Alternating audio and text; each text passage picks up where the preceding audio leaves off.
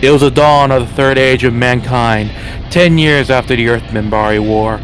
The Babylon Project, our last best hope for peace, was a dream given form.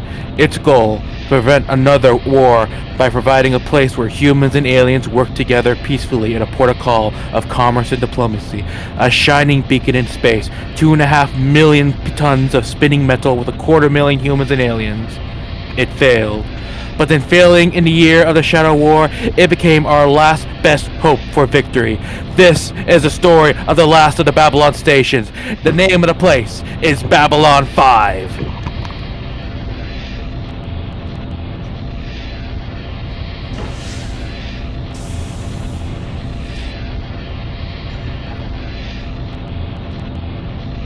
Yep, Takeshi Yamato here, alongside 117 Jorn. My voice can be very epic if I wanted to. Yeah. So, yeah.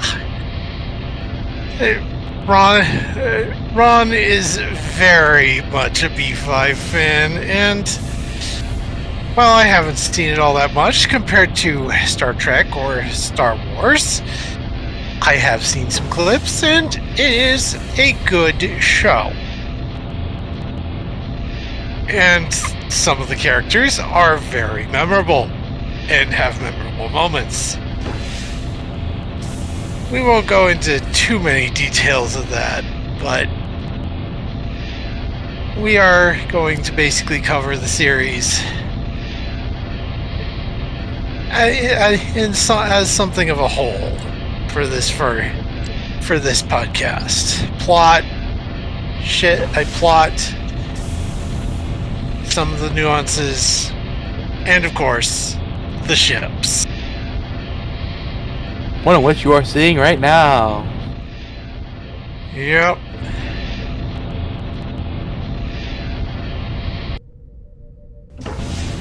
Wait, hang on. What game are you playing? Great. Using mods. I was confused there for a moment. Like, wait a second, I don't remember this game. Then you just turned to a Star Trek Star Trek's bridge. I'm like, wait, the fuck? Yeah. Yeah. Anyway, for starters, Babylon 5 was the last of basically the big three in terms of space sci-fi in the 90s. There were three major franchises, two of which were TV, one was film, and they all had major high points. And in the 90s, they had basically high points. Paramount Studios had Star Trek, which had DS9 at the time. LucasArts was doing their usual thing with Star Wars. That was about when the prequels were going up. And Warner Brothers had this, Babylon 5. Basically a direct analog to Deep Space Nine, because both took place on space stations.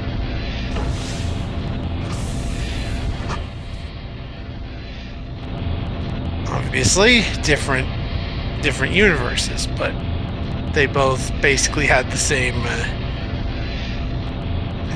They had the same premise: life of a space station and the people on it, and all the visitors and all of that.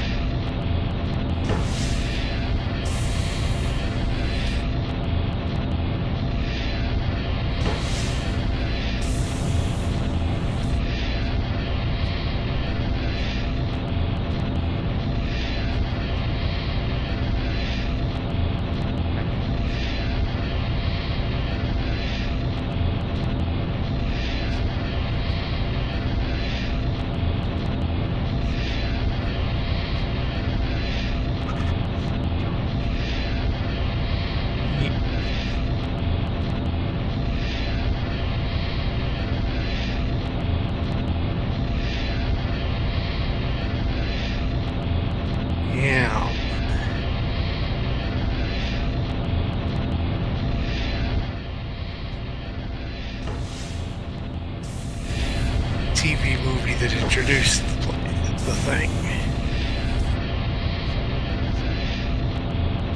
He had a hole in his mind.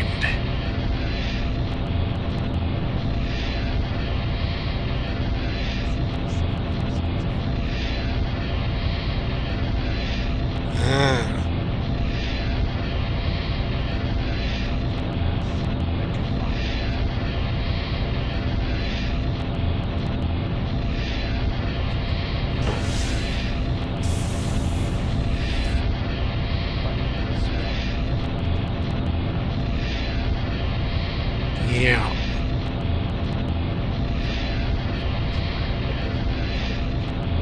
And Bruce Buxleitner as John Sheridan.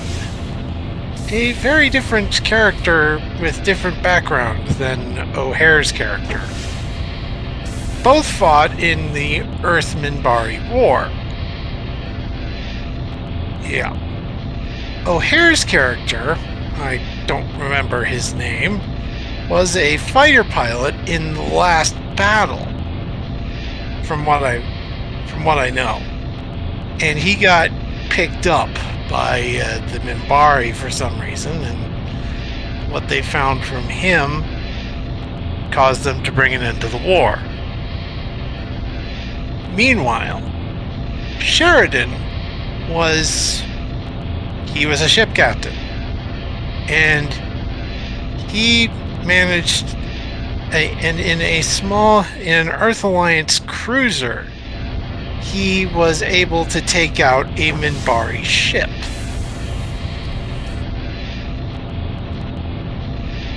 Not exactly an easy task. Not gonna lie. Yeah. Back then. Yeah. Yeah. Essentially, the Minbari were basically like the proto-Covenant when you really think about it. Yeah. There were 4 major races that were introduced alongside humans in the first season of Babylon 5. The Minbari, obviously. Then there was the Centauri, the Narn, and the Vorlons.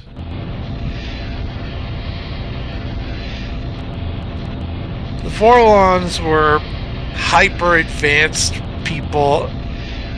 The Vorlons had been around longer than any of the other races. The Centauri were basically sort of an analog to the last days of the Roman Empire, and the Narn were slaves that had earned their freedom.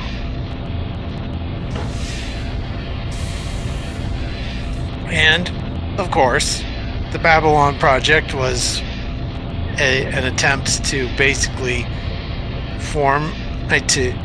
the Babylon Project was an attempt at peace by building a station in neutral territory where people could air grievances and interact and all of that. And this worked for a time, but during Sheridan's first year in charge of the station, things started changing.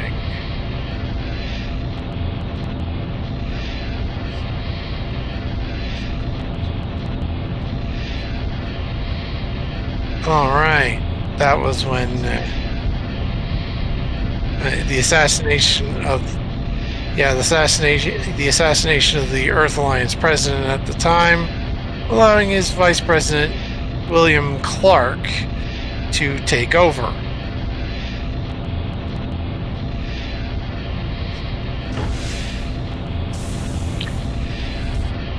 Yes, but he had support, ancient support, in the form of basically the counter to the Vorlons, the Shadows.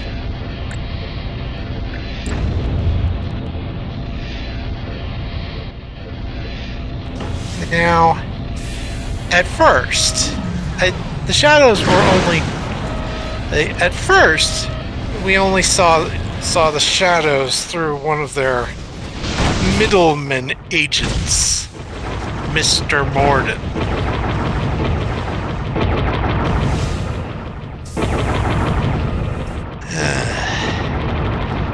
They only truly got introduced at the end of season 2 with these little crab ships. Well, not so little. And at the time they were introduced, it was, well, Vorlon's good, Shadow's bad. Vorlons helped the Minbari fight off the Shadows 1,000 years ago, and now the Shadows were coming back and I had turned the Centauri into puppets or pawns or whatever. As the story went by, though, it turned out it was a bit more complex. Now, season 3, this started getting into things in season 4, but season 3 introduced what was likely what was probably the most iconic starship in Babylon 5 at the time.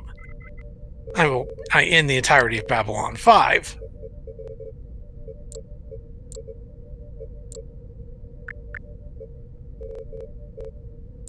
Let's see. There we go. Season 3, actually. Yeah, I said that. Season 3 introduced the most iconic ship of Babylon 5, the White Star. I mean, not gonna lie, I think the Star Fury is more iconic, but to each their own. Fair enough. But the White Star being introduced in season 3 was also a parallel to, well, it was sort of paralleled in Star Trek Deep Space Nine because its main ship, its iconic ship, the Defiant, was introduced in its season 3.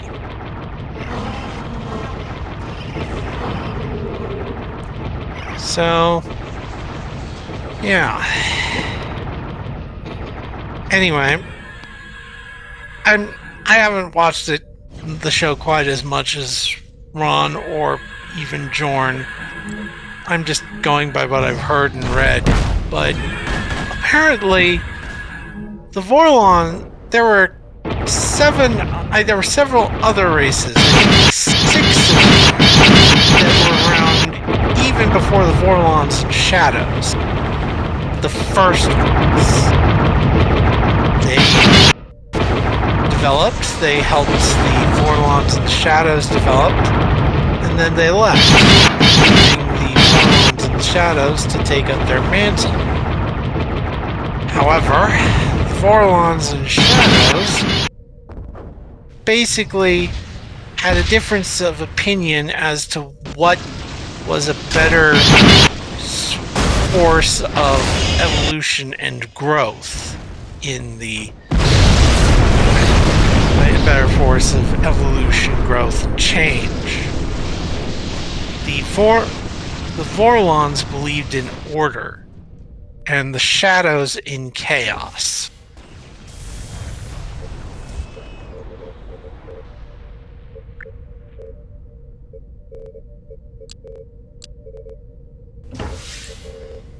And so the wars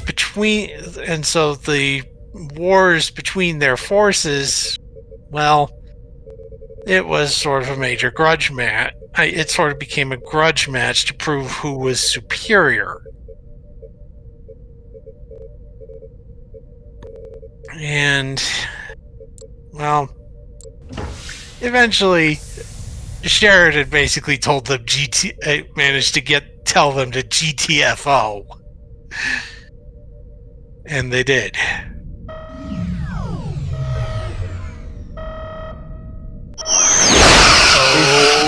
Oh boy.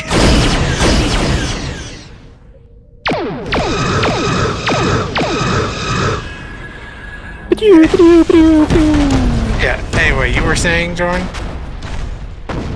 Like I was just saying that by the end of the season, they just pretty much just told them told them all, everyone told all the old told them just to fuck off and leave them alone basically, or get off their property. Yeah.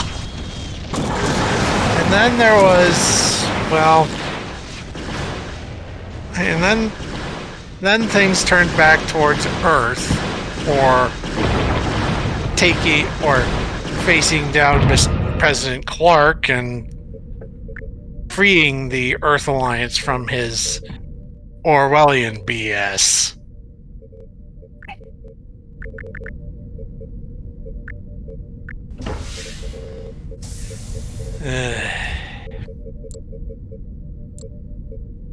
And that conflict, that brought forth one of the few clips of B5 that I really enjoyed. Susan Ivanova's speech about being the right hand of vengeance. So that you viewers may be wondering though, is that like they immediately went from defeating the Shadows to immediately fighting the Earth Alliance, all within the span of one season. That seems awfully rushed now, don't you think? Well, there's a reason for that. Turns out that originally it was going to be that like when they were making season 4, I believe, they didn't think they're going to get another season. They honestly thought that TNT, which is where the not TNT, but like they thought that it was going to be last season, so they had to pretty much cram as much stuff into this last season as humanly possible, because otherwise they're going to leave a lot of unanswered questions. So they had to rush things. That's why they had to rush through the Earth Alliance war and the conflict with the Vorlons and the Shadows. But funny enough, like after they finished that season, then TNT came along and just went to, hey, you wanna make another season? You could almost hear the screams from the director when TNT tells them that he rushed all that shit for nothing. Yeah. Season 5 kind of ended.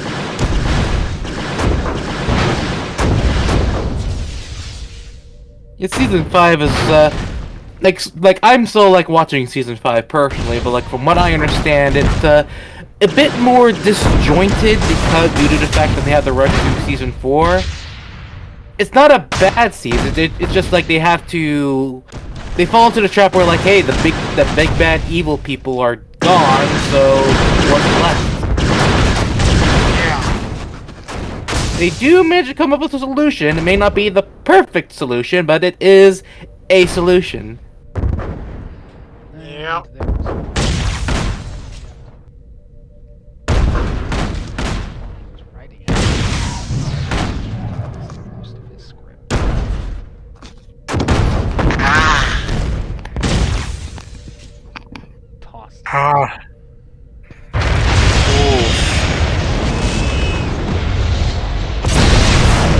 Looks like how you lost that ship, Ron.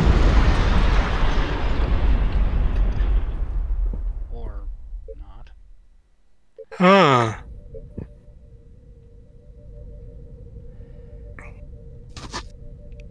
But, yeah.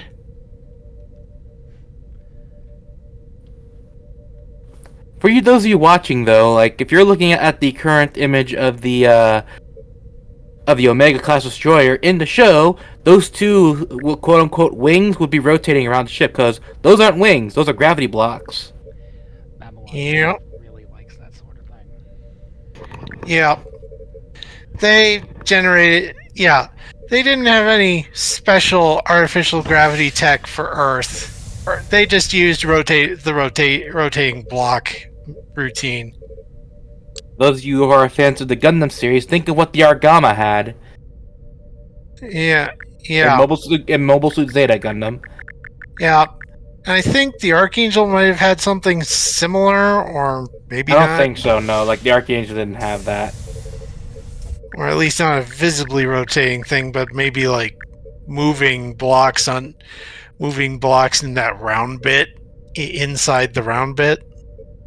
Maybe like I don't think so. Yeah. Anyways, back to B5. Yeah.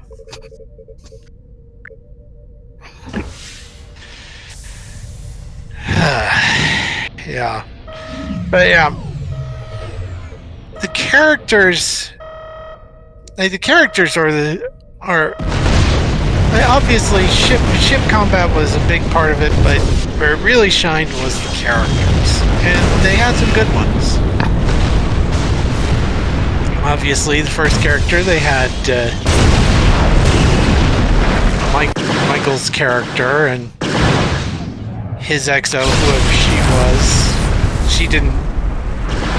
She left at the end of season 1 as well. But they also introduced Chief of Security Michael Garibaldi.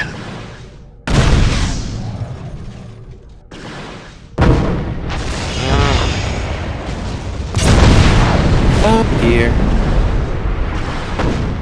Yes, Michael Garibaldi. He was the chief of security, and really one guy you did not want to f with.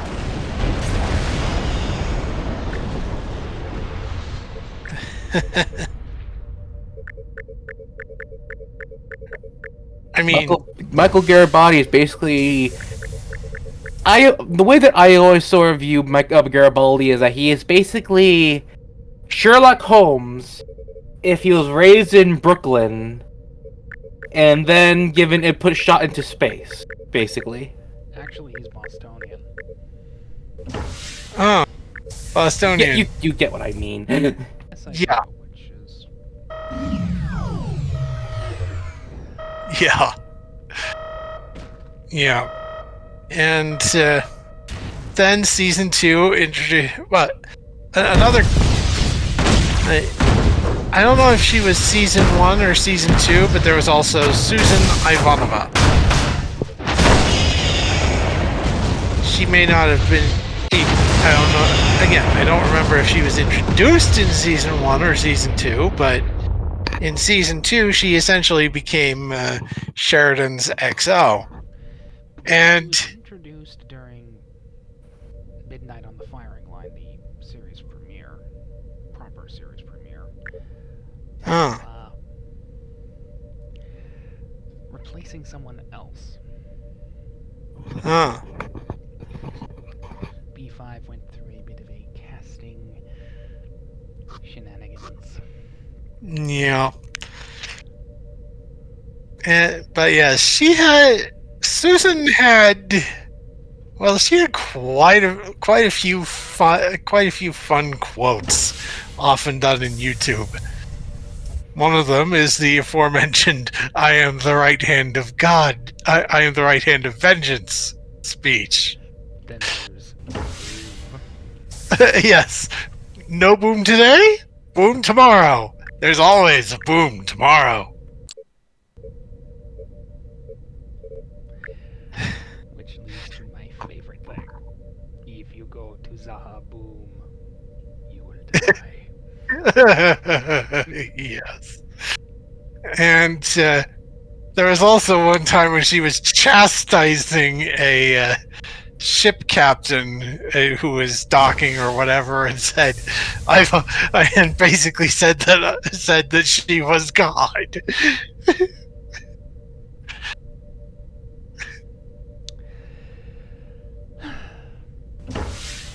This is why Babylon 5 does not need to be remade.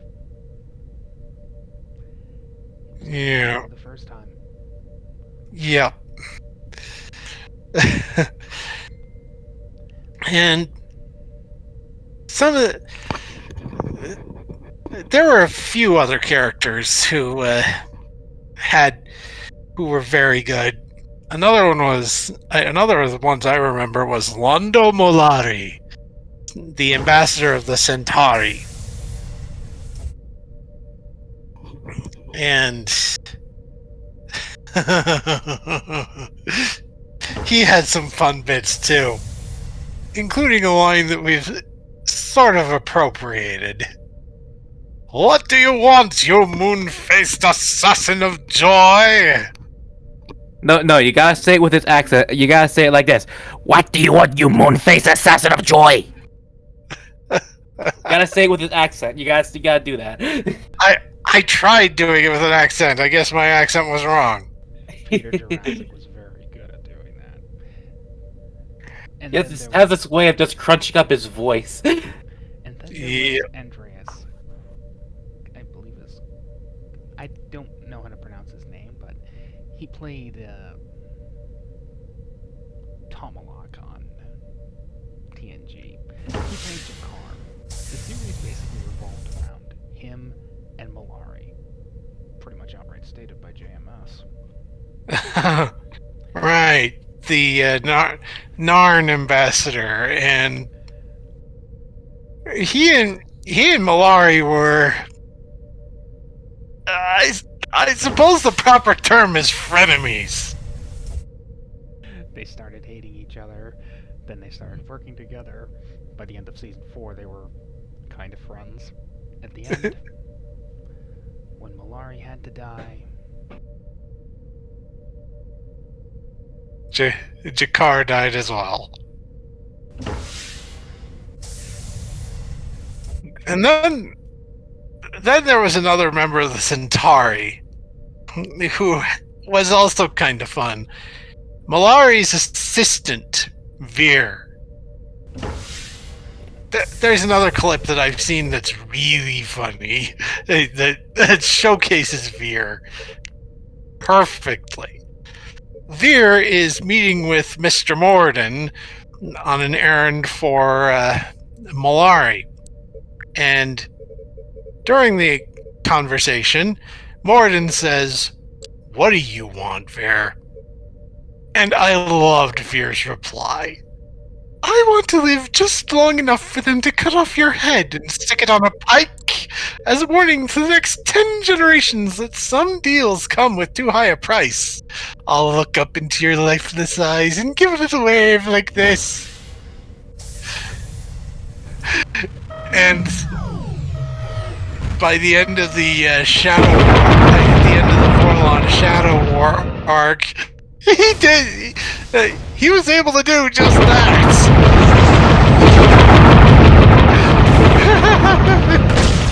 That was just so hilarious.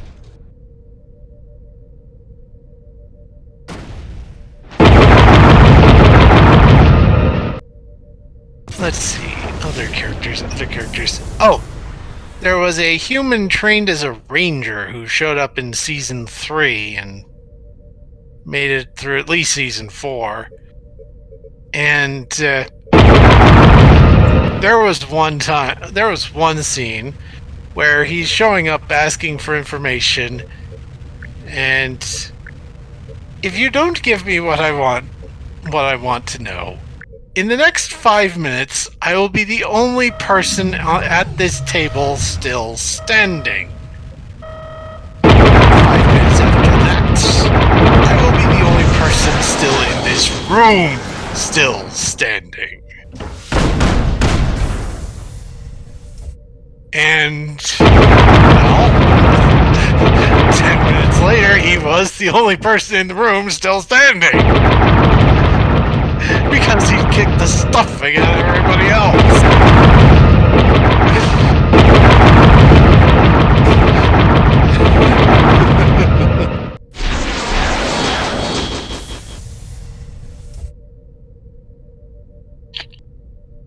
Anyway, another character who was there from season 1 to the end was Minbari Ambassador. Though with season 1, she was just standard Minbari appearance with like a ridge on the back of her head kind of thing. With season 2, I don't know if it was just an actress. I don't know if it was just an appearance change or they actually changed her actress, but she looked very different. I think you just ran. Yeah. But she looked very different. And not only that, she looked. Not only that, she. Well, not only did she seem to look different just in terms of actual features, but she had hair. And I think she and the season 1 commander were friends, at least by the end of the first season. But once season 2 rolled around, she eventually became Sheridan's love interest. Yes.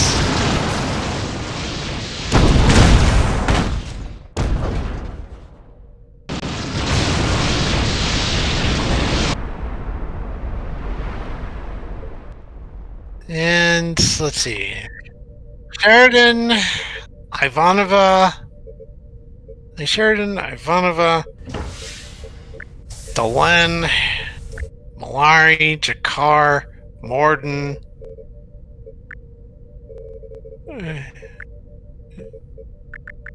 Veer. Those are all the characters I know about. Or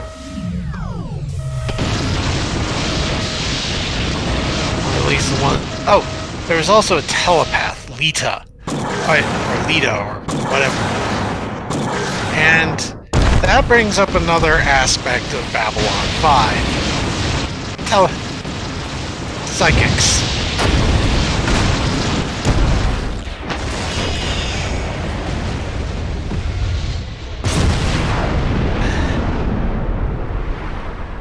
Telepaths and telekinetics. Psychics were basically telepaths and telekinetics. Telepaths were much more common. And the Vorlons were almost all telepaths. And humans could also have the telepathic gene. Some of them, at least. Bester. Yeah. The Earth Alliance had... the Earth Alliance basically had a whole trained corps of psionics. Psy-Corps. And they were led by Alfred Bester, who was... well, he was played by one of the best people from Star Trek. From the original series and first 6 movies of Star Trek. Chekhov.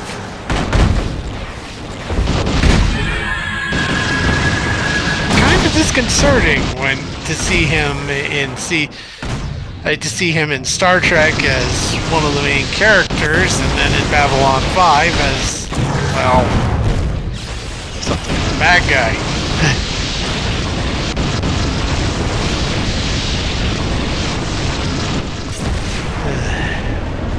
Anyway, that's about all I have to say, so I'll let Ron and Jorn take over for a bit while I go refill my water bottle.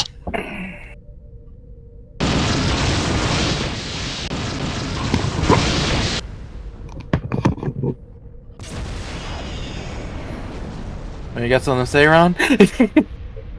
Well, the first time was, you have a lot of things trying to kill me.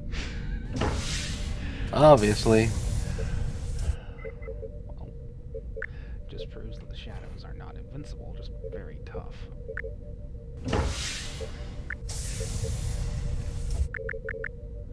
I mean, I had, 10 Jaquans shooting at me?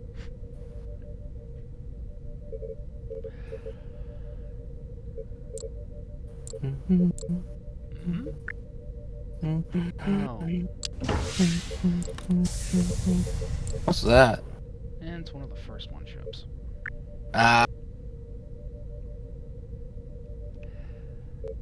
What's a blue star? That comes from series finale for B5. Nah. Want to see it? May as well. Give me a minute. ISA, Blue Star.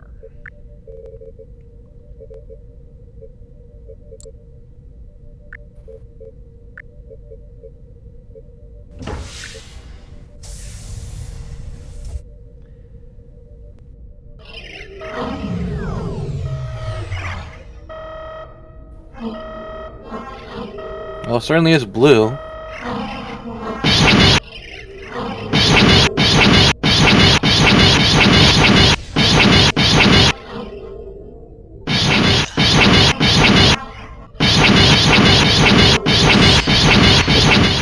So basically just the white star but blue.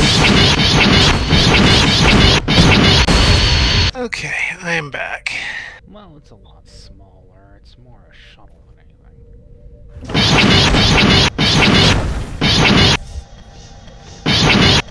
Right.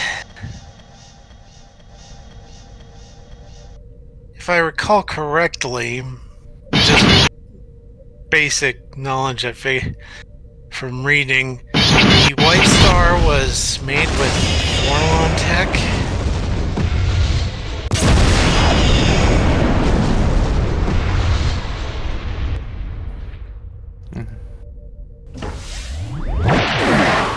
And so was the blue star apparently. Mm-hmm. What is of them and stars? I don't know. Like, is there gonna be a red star next? A black star?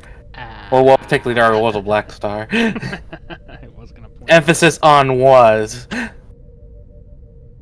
there's a good reason Sheridan has the nickname Nukem. Right.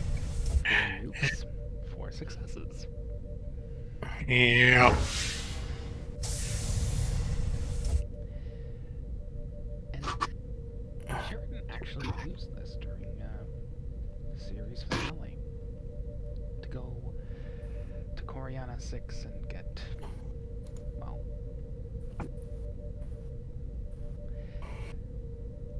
spoilers. But Babylon 5 was the last of the stations, and she was decommissioned right after that. Yeah. Yeah. Lady Adira's prophecy that it would end in fire. It came true, but only after Joseph's mission. Yeah. Prophecy really does happen a lot in B5. Valari saw his death at the hands of Jakar in a dream. He just didn't have all the context. Yeah. And I think I walked in on Dad watching some Babylon 5 once, and a Centauri prophet said that Malari would become emperor, and then he would die, and then Ver would become emperor.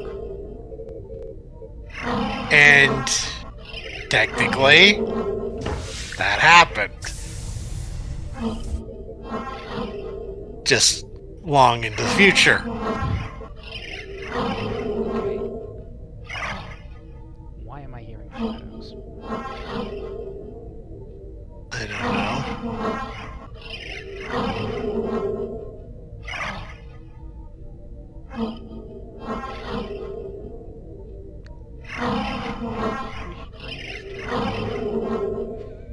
Okay. Yep, probably.